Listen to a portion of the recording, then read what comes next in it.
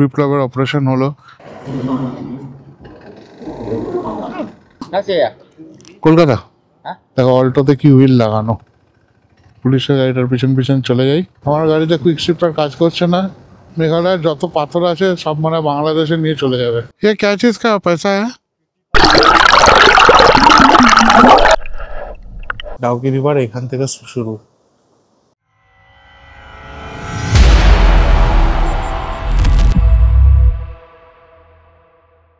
জোয়াইতে অনেকদিন কাটালাম, 2-3 দিন হয়ে গেল জোয়াইতে আছি। বিপ্লবের অপারেশন হলো, স্লিনটা বাদ গেছে ওর। এই কালকে আইসিইউ থেকে নর্মাল বেডে দিয়েছে, এখনো 2-3 দিন টাইম লাগবে। তো বিপ্লবের বাইক পড়ে আছে ডাউকির হসপিটালে, বাকি আমরা 4 জন গিয়ে ওর বাইকটা নিয়ে আসার প্ল্যান করা হচ্ছে। তো আমি একটু ডাউকি, যেতে আমার ঘোরা নেই, আগে আমি মেঘালয়ে এসেছিলাম বাট ডাউকি আমি ঘুরতে পারিনি। তো এখন আমি ডাউকিতে যাব, ডাউকিতে গিয়ে ডাউকিটা একটু ঘুরবো, তোমাদেরও দেখাবো। অ্যান্ড দেন হসপিটালে গিয়ে ওর বাইকটা নিয়ে আমরা হোটেলে ব্যাক করবো আবার। এই রুমটা আমাদের 1200 টাকা করে পড়েছে পার ডে, আর খাওয়া দাওয়া হচ্ছে এখানে। তো অলরেডি 3-4 দিন হয়ে গেল, আমাদের টোটাল 5 জনের খাওয়ার বিল হয়েছে 4 দিনে অলমোস্ট 6000 টাকা। তো আরো হয়তো 2-3 দিন থাকতে হতে পারে, এখনো কনফার্ম না। তো বাইক পার করলাম 2-3 দিন বাদে, এখন যাব ডাউকি। জোয়াই হোমস্টে থেকে বেরোলাম।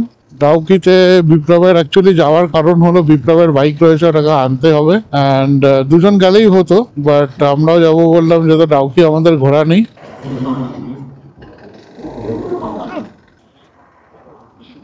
পুলিশ ধরেছে, দেখা যাক।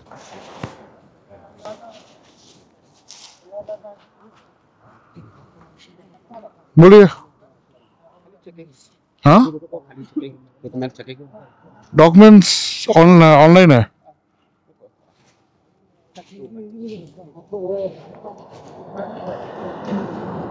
भाई हाँ, कोलकाता। कोलकाता।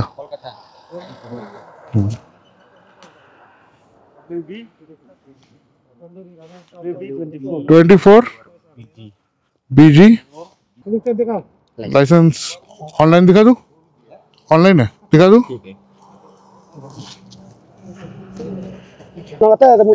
Thank you. তো পুলিশ চেক করলো, অনলাইন সব চেক করে নিয়েছে, কিছু পেলো না, আলটিমেটলি ছেড়ে দিল।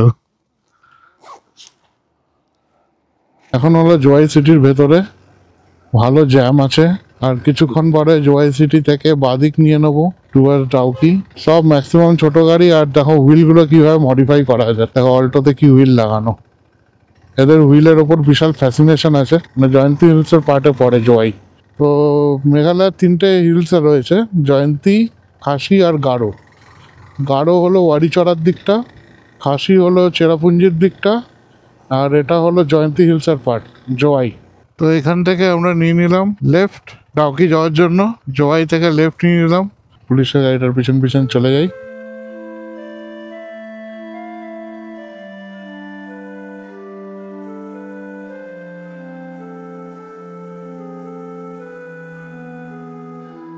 এখানটা দাঁড়ালাম, দেখো ভিউটা কি সুন্দর, নিচ দিয়ে একটা ছোট্ট নদী বয়ে গেছে।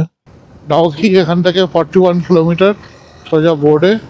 এই মাঝখানে মাঝখানে ছোট্ট ছোট্ট গ্রাম আছে, জাস্ট ল্যান্ডস্কেপটা দেখো, অসাধারণ। এখানে হতে পারে, ও আচ্ছা, ফিশিং হয় এখানে। একটা ছোট্ট বাড়ি পাহাড়ের মাঝখানে, এরকমই একটা দরকার, এরকম পাহাড়ের মাঝখানে একটা ছোট্ট বাড়ি হবে। আমার গাড়িতে কুইক শিফটার কাজ করছে না, ওয়ার্নিং দেখালো, কুইক শিফটারটা বন্ধ করে দিতে হবে।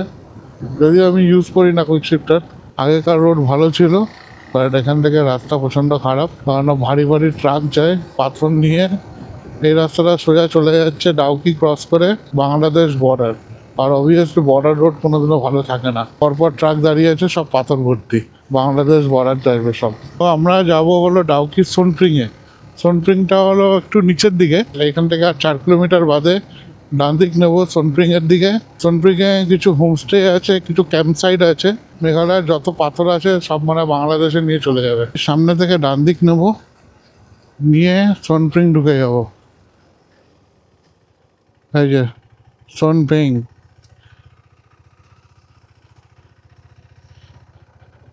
এই জায়গাটার নাম হলো দারাং। দারাং ক্রস করে আমরা ঢুকবো হলো সোনপ্রিং, এই হলো সোনপ্রিংয়ের গেট।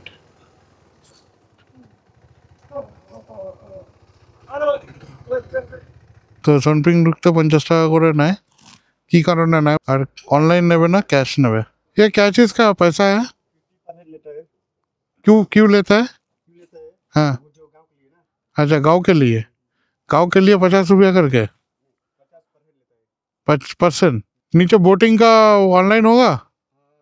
पता नहीं, नीचे होगा नहीं क्या? कितना दूर है नीचे बोटिंग का? ऐसा 100 मीटर। बोटिंग तो ऐसा कम से कम आधा घंटा 1 घंटा ऐसा।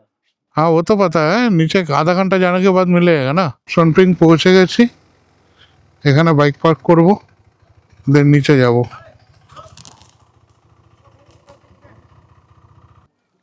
30 টাকা বাইক পার্কিং। কাটবেই তো, এখানে কাটার জন্যই তো বসে আছে। এখন নিচের দিকে যাচ্ছি বোটিং এর জন্য। জ্যাকেটগুলো আর রাখলাম না, আর প্রচন্ড বাজে বিহেভিয়ার, এক্সপেক্ট করা যায় না, তুই তাকারি করে কথা বলছে রীতিমতন। ডাউকির যেটা খাসিয়াত সেটা হলো জলটা এতটা ট্রান্সপারেন্ট যে নিচ অব্দি দেখা যায়, তো ওটাই দেখার। চলো নিচের দিকে যাই, দেখো ভিউ দেখো। এখানে টেন্ট পিচ করে থাকা যায়, এসব ক্যাম্পিং সাইট রয়েছে এই জায়গাটা। বোটিং 600 পার বোট। অনলাइन হবে না, আমাদের কাছে অত ক্যাশ নেই। ওদের কাছে হবে না, পয়সা নেবে আবার অনলাइन হবে না, সব হবে। তো পার বোট 600 টাকা করে, অনলাइन নিচ্ছিল না, লাস্টে অনলাइन নিল। যেহেতু দুজনে একটা বোট বুক করেছি, তো ওই জন্য জ্যাকেট ফ্যাকেটগুলো সব বোটেই রাখবো।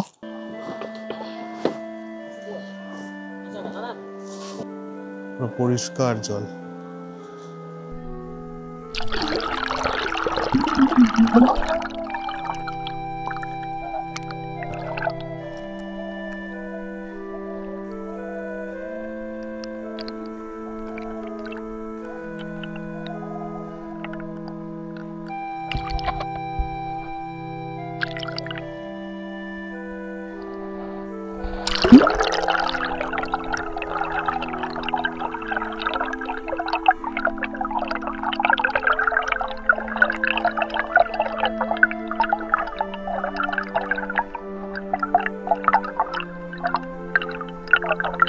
ওইদিকের জলটা পুরো একদম সবুজ হয়ে রয়েছে, ডিপ হয়ে রয়েছে দেখো।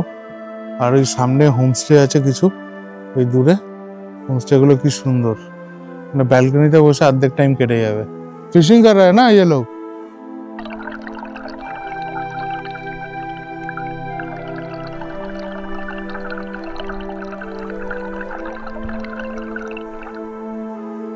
এই মাঝখানে একটা পাথরের জন্য জলটা দেখো কিরকম হচ্ছে। এর নিচে হলো পাথর, পাথর রয়েছে।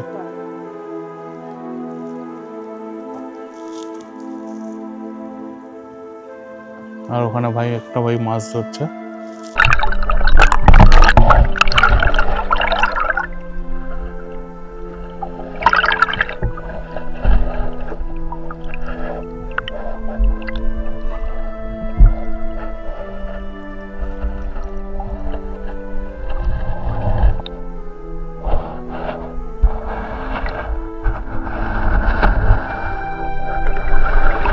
সামনে ফলস আছে, আমরা ফলসের দিকে এগিয়ে যাচ্ছি।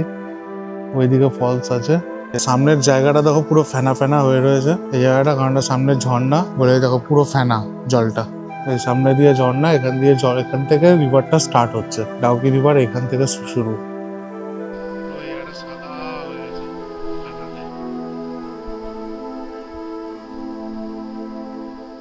আমাদের বোটিং এখানে শেষ, এবার আমরা উপরে যাই। দেখো কি সুন্দর লাগছে জায়গাটা, তাই না?